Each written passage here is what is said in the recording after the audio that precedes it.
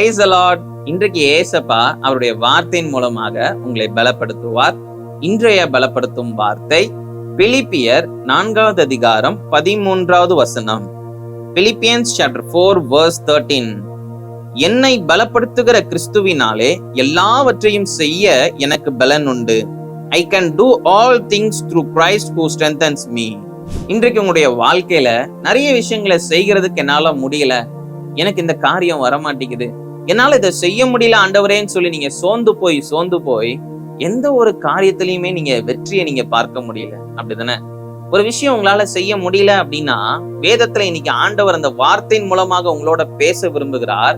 என்னை பலப்படுத்துகிற கிறிஸ்துவினால எல்லாவற்றையும் செய்ய எனக்கு பலன் உண்டு. அந்த வேத வசனத்தின்படி நானே உனக்கு எல்லா காரியத்திலையும் உனக்கு உதவி செய்வேன், பலனை தருவேன், அந்த காரியத்தை ஜெயமாக நீ சுதந்திரித்து கொள்ள நானே உனக்கு அந்த காரியத்துல ஜெயத்தை தருவேன் என்று கர்த்தர் இன்னைக்கு உங்களை பார்த்து சொல்லுகிறார்.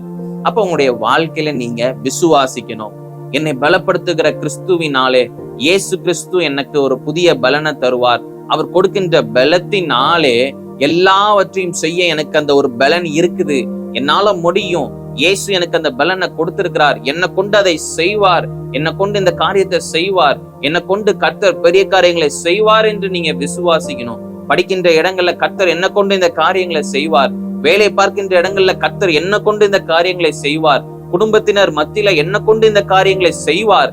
இயேசு என்னோட கூட இருக்கிறார், இயேசு கிறிஸ்து என்னோட கூட இருக்கிறார், என்னை பலப்படுத்துகிற கிறிஸ்து என்னோட கூட இருக்கிறார், எனக்குள்ள வாசம் செய்கிறார் என்று நீங்க விசுவாசத்தோட நீங்க ஒவ்வொரு காரியங்களையும் செய்யுங்க. நம்மளை பலப்படுத்துகிற கிறிஸ்துவினால எல்லாவற்றையும் செய்ய நமக்கு பலன் உண்டு.